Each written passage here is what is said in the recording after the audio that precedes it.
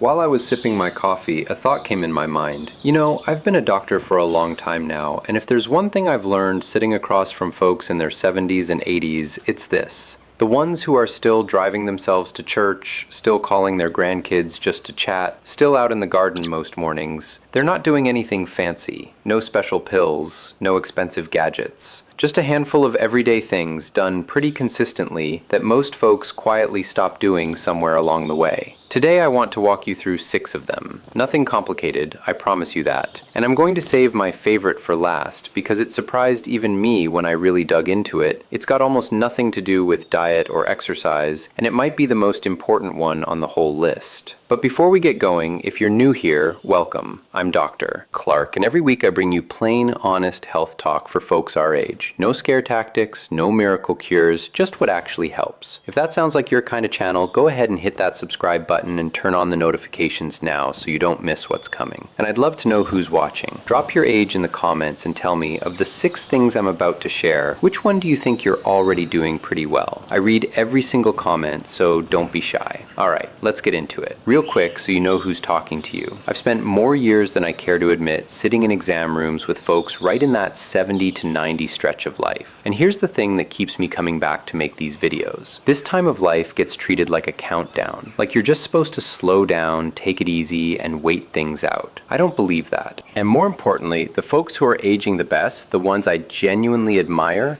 don't believe it either. So let's talk about what they're actually doing. Let's start with something so simple you might roll your eyes. Water. Now stay with me, because here's what changes as we get older that nobody really explains. Your kidneys, the 2 little organs that filter your blood all day, every day, they get a little less sharp with age. Not broken, just less efficient. They used to be able to squeeze every last drop of value out of the water you drink. Now they let more of it just pass on through. And here's the sneaky part. Your sense of thirst gets quieter too. At 40, if you're a little low on fluids, your body practically shouts at you. At 75, it barely whispers. So you can be truly dried out, mouth a little sticky, mind a little foggy, and just not feel thirsty enough to do anything about it. Think about what that dryness does inside you. Your blood is basically the delivery truck that brings oxygen and fuel to your brain and your muscles. When that truck's running low on fuel itself, deliveries slow down everywhere. That's why folks who are a little dehydrated often feel foggy, a bit unsteady on their feet, more tired than they should be. Here's the practical piece, and it's genuinely simple. First thing in the morning, before your coffee, before breakfast, drink a real glass of water. Overnight, you lose more fluid through breathing than you'd think, and that morning glass gets your engine started before you've even had your coffee. Then just a small glass with each meal and one more sometime in the afternoon. That's it. You don't need to carry a jug around all day. One more little trick, and it matters more than people expect. A pinch of salt in that morning water, or a splash of an electrolyte packet, helps your body actually hang on to the water instead of it running straight through you. Plain water alone, without any salt at all, doesn't always stick around the way you'd hope. I had a patient, I'll call her Ruth, 79 years old, lovely woman from a small town outside Louisville, who came in because her afternoons had gotten foggy. She described it as feeling like her thinking was wrapped in cotton wool by 3 o'clock every day. We didn't change a single medication, just that morning glass of water with a little salt in it. 6 weeks later, she told me it was like somebody cleaned the windows in her mind. That's really all it took. If you've ever had one of those foggy afternoons, tell me in the comments. You're definitely not the only one. Now let's talk about movement, and I want to clear something up right away because I know this scares some folks off. I am not talking about a gym. I am not talking about barbells. I'm talking about anything that makes your muscles push or pull against something. A stretchy resistance band, a light little dumbbell, even pushing yourself up from a chair without using your hands. That counts. Here's why this matters more as we age. Your muscles get a little stubborn in a way. When you're 30, your body hears a small signal and builds muscle easily. By your 70s and 80s, that same small signal barely registers. Your muscles need a louder, clearer signal to bother rebuilding themselves. It's not that your muscles have gotten lazy, they've just gotten harder to reach. And if nothing reaches them, muscle quietly starts slipping away, a little bit every year without you noticing, until suddenly the stairs feel steep and the grocery bags feel heavier than they used to. Now here's a study I actually love because it's one of the most encouraging things I know in all of medicine. Researchers took a group of folks in their 90s, genuinely frail, living in a nursing home using walkers, and had them do simple resistance training a few times a week for just 8 weeks. Their leg strength nearly tripled in their 90s. That tells you something important. It is never, ever too late for your muscles to respond. The practical version, 2 or 3 short sessions a week, 20 to 30 minutes, working the big muscles, your legs, your hips, your back. A resistance band is honestly ideal for us because it's gentle on the joints while still giving your muscles that louder signal they need. And here's a little secret that most people never hear. Right after you do this kind of movement, your body is especially good at using protein to rebuild. So if you can get a bit of protein into you within half an hour or so after moving, some eggs, a bit of chicken, some yogurt, you're getting the most out of every bit of effort you put in. I met a gentleman, Walter, 77, from a little town in Ohio, whose daughter noticed he'd lost a good bit of weight and just chalked it up to getting older. It wasn't age. He was losing muscle, not fat. We got him doing simple band work a few times a week and eating protein with intention. 3 months later, he told me, with a big grin, that he'd carried all his own groceries in from the car for the first time in 2 years. That's what this is really about. Not looking a certain way, just being able to do the things you love doing. If this is making sense so far, do me a favor and tap that like button. It genuinely helps this video reach more folks like you, and it costs you nothing. Before we keep going, I want to mention something, just once through here, and I promise I won't be pushy about it. Some of you have asked how you can support what we're doing here. We do have a channel membership now. It's not required for anything. Everything I share with you every single week stays completely free no matter what. But if you want to be part of things a little more closely, get early access before videos go public, a little badge next to your name in the comments, and an easier way to reach me directly, that's what the membership is there for. It's really just a way to say, I want to help keep this going, and I'd be genuinely grateful. There's a link right below this video if that's something you'd like to do. No pressure at all, let's get back to it. Now, sleep. And I want to tell you something here that connects right back to the water we just talked about, because almost nobody puts these two things together, and once you see it, it changes how you think about both. As we get older, our body's internal clock gets a little less precise. We make less of the hormone that tells us it's nighttime, and the deepest, most restful stage of sleep, the stage where your brain does its overnight housekeeping, gets shorter than it used to be. And that housekeeping stage matters enormously, because it's when your brain clears out the waste products it's built up during the day, including some of the very things linked to memory trouble down the road. Here's the connection nobody makes.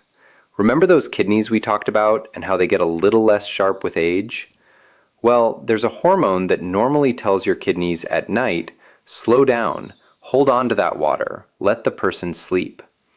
In a younger body, that hormone works like clockwork, and you barely need the bathroom overnight. As we age, that nighttime signal gets weaker and less reliable. So your kidneys keep producing urine right through the night instead of easing up. That's very often the real reason so many of us are up 2 or 3 times a night. It's not just getting older. It's your kidneys and your sleep hormones no longer talking to each other the way they used to. And every time you're up, you're interrupting that deep housekeeping sleep your brain needs most. So the kidney story and the sleep story are really the same story, told from 2 different ends. What can you actually do? The things that help are refreshingly simple. Go to bed within roughly the same half hour every night, and get up at close to the same time every morning. Yes, even on weekends. Keep your bedroom on the cooler side, somewhere around 65 to 68 degrees. Put the screens away about an hour before bed, not just because of the light, but because scrolling and thinking keep your mind too alert to settle down. And here's a nice little add-on. 10 minutes of slow, deep breathing before bed calms your whole nervous system down and makes it easier to sink into that deep, restful stage. One more practical piece, tying right back to the water conversation. If you're getting up at night, look at when you're drinking your fluids. Plenty of water earlier in the day and easing up in the 2 or 3 hours before bed can genuinely cut down on those nighttime trips without you needing to drink less overall. Comment below if you're someone who's up once or twice most nights. I bet you'll find you're in good company. Here's a piece of advice I hear all the time that genuinely worries me as a doctor. The idea that you should eat less protein as you get older. I want to be plain with you. That's backwards. The truth is closer to the opposite.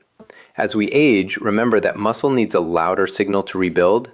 Well, protein is a big part of that signal, and older bodies actually need more of it per pound, not less, to hold on to the muscle they've got. But what I see again and again is folks eating half of what they actually need, often because appetite fades a little with age, and easy carbs feel simpler to prepare than a proper piece of chicken or fish. Think of protein like the bricks your body uses to rebuild itself while you sleep. Every night, your body quietly tears down some old, worn-out tissue and rebuilds it fresh. Without enough bricks on hand, that rebuilding job gets left half-finished, night after night. Over months and years, that adds up to real muscle loss. The practical target? Aim for a good source of protein at each of your 3 main meals. Something like 4 or 5 ounces of chicken, fish, eggs, Greek yogurt, or beans. And here's why spreading it out matters so much. Your body can really only put a certain amount of protein to work rebuilding muscle in any one sitting. Eat it all at dinner, and a good chunk of it just gets burned for quick energy instead of doing that rebuilding work. Spread it across the day, and every bit of it counts for more. One little pairing worth knowing. Have a bit of vitamin C alongside your protein when you can. An orange, some bell pepper, a squeeze of lemon. Vitamin C helps your body actually use that protein to build the connective tissue that holds your joints and skin together, not just muscle. I want to add one honest caution here, because I think it matters more than almost anything else in this video. If you have any kind of kidney condition, the right amount of protein for you isn't something a video like this can tell you.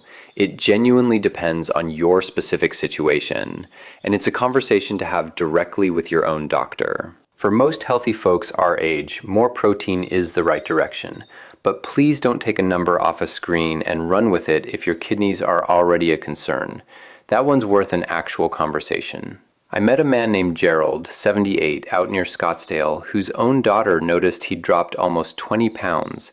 His previous doctor had waved it off as normal for his age. It wasn't normal. He was losing muscle, not fat, and his grip strength had fallen way down for his age group. We rebuilt his meals around real, spread-out protein.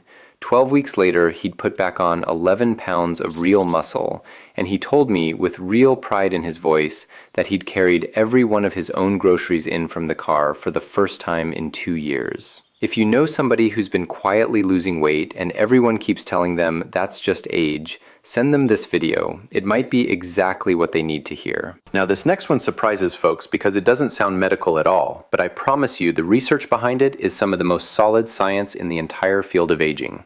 There's a well-known study done by a researcher named Julianne Holt-Lundstad, and it's genuinely one of the most respected pieces of research in this whole area that looked at over 300,000 people and found that being consistently disconnected from other people carries a health risk right up there with smoking. Dr. Holt-Lundstad herself has said the risk is comparable to smoking up to 15 cigarettes a day. Let that sink in for a second. Being cut off from real human connection isn't just lonely, it's genuinely hard on your body. And here's something worth being precise about, because I want to be fair to the science. That finding is really about the whole picture of your relationships, having people around you and feeling supported by them, not just the private feeling of loneliness on its own, though the two are obviously connected. Either way, the takeaway holds. Real connection with other people is doing something for your health, quietly, every single day. Here's a piece of this that I find genuinely fascinating, and it ties right back to what we talked about with muscles a minute ago. When you move your body, even something gentle, your muscles actually release their own hormone-like signals into your bloodstream. It's like your muscles are a little gland, sending out helpful chemical messages that calm inflammation and support your brain. And when you combine movement with being around people you care about, a walk with a friend, gardening with a neighbor, those two things together seem to boost each other in a way that neither one does alone. Movement and connection aren't separate boxes to check. They genuinely work better as a pair. What actually counts here? A real engaged conversation, in person? Or a phone call where you're truly present, laughing, disagreeing, sharing? Sitting quietly in the same room as the television doesn't give you the same benefit. It's the back and forth, the actual engagement that matters. I think of a woman named Evelyn, 83, down in South Carolina, who lost her husband of over 50 years and pulled back from nearly everyone in her life. Her daughter brought her in about 8 months later, and honestly, her memory and her sharpness had slipped in ways that worried all of us. We didn't change a single medication. We simply built her a weekly rhythm, a book club, a short daily phone call with someone different each day, a couple of hours volunteering at the library. 8 months after that, she was back to herself. Her daughter told me, with tears in her eyes, she sounds like her again. If there's someone in your life you've been meaning to call, a friend, a sibling, someone you've drifted from, maybe today's the day. And if this video's been useful so far, this would be a great moment to hit share and send it to them. It might be exactly the nudge they need too. I mentioned the membership a little while back, and I'll just touch on it once more quickly. A few of you have written in asking what the different levels actually include. The honest answer is, it's mostly about connection and a little recognition. A badge by your name, being able to reach me more directly, that sort of thing. It genuinely helps keep this channel going so I can keep making these videos every week for everyone, member or not. If that sounds like something you'd enjoy being part of, there's a link below. And if it's not for you right now, that's completely fine too. You'll get every bit of health information I share either way. Let's finish up with the big one. Here we are, the one I promised you. I'm not talking about crossword puzzles, and I'm not talking about reading the newspaper. Both of those are perfectly nice, but they're not what I mean. I'm talking about actually learning something brand new. A language, an instrument, a whole new way of cooking. Something that makes your brain work a little harder than it's used to. Here's why this matters so much as we age. Your brain naturally starts leaning on the paths it already knows well. It's efficient and it saves energy. That's not a flaw, it's actually a smart survival trick your brain plays on itself. But the downside is, your brain also gets reluctant to build brand new paths. And building new paths is exactly what keeps your mental reserve topped up. Think of it almost like a backup tank. The bigger that reserve, the more your brain can absorb the normal wear and tear of aging before you ever notice a difference. There's a wonderful, decades-long study out of Scotland following people from their 70s well into their late 80s that found the folks who kept challenging their brains with genuinely new material had noticeably slower signs of brain aging on their scans and were considerably less likely to be diagnosed with dementia over the following 10 years. And separately, researchers have found that people who spend their lives learning a second language tend to have dementia show up several years later than folks who don't. Several years from something as simple and as enjoyable as learning something new. The practical version. Pick one genuinely new skill every few months and spend 20 to 30 minutes a day actually doing it.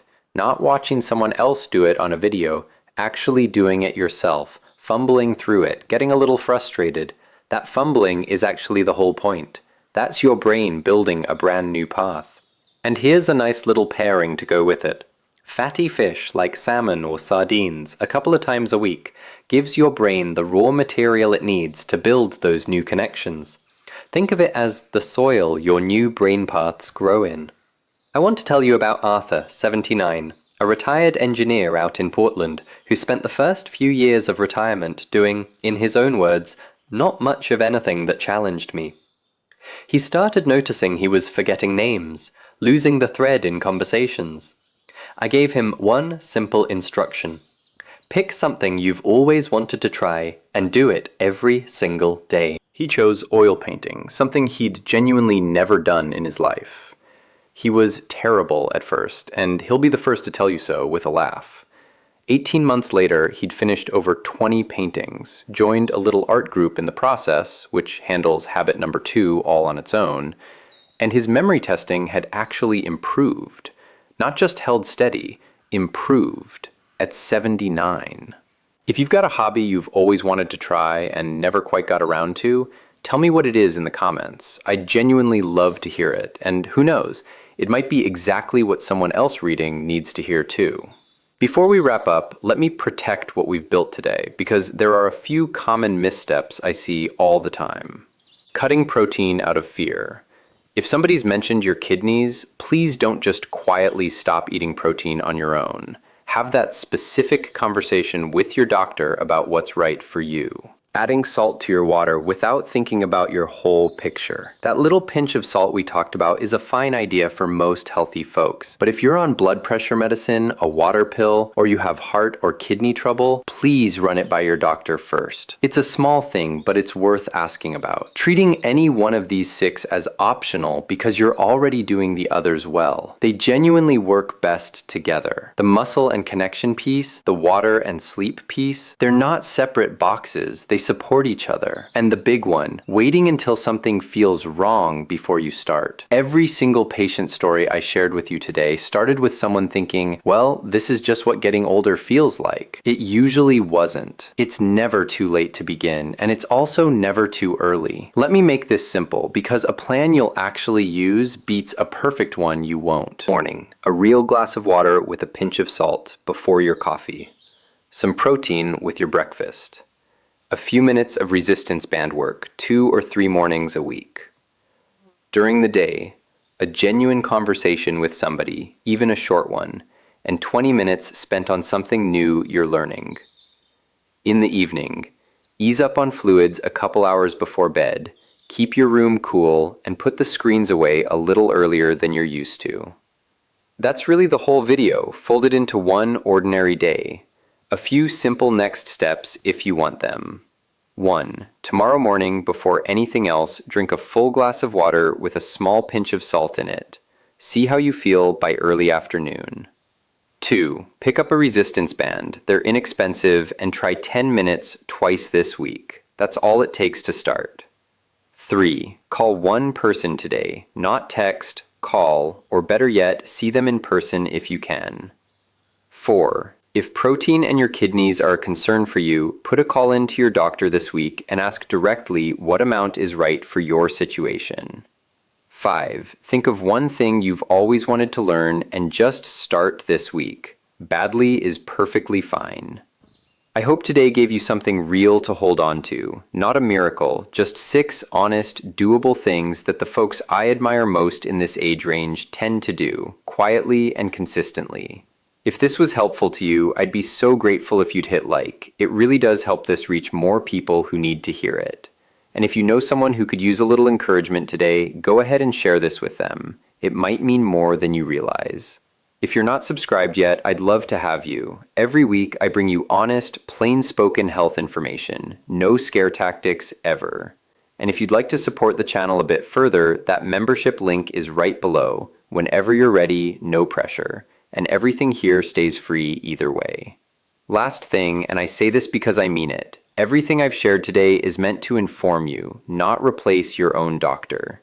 If you've got kidney concerns, heart issues, or you're on medication that affects your fluids or your protein, please bring these questions to your own doctor who knows your specific situation. Take good care of yourself. You are absolutely worth the effort. I'll see you next week.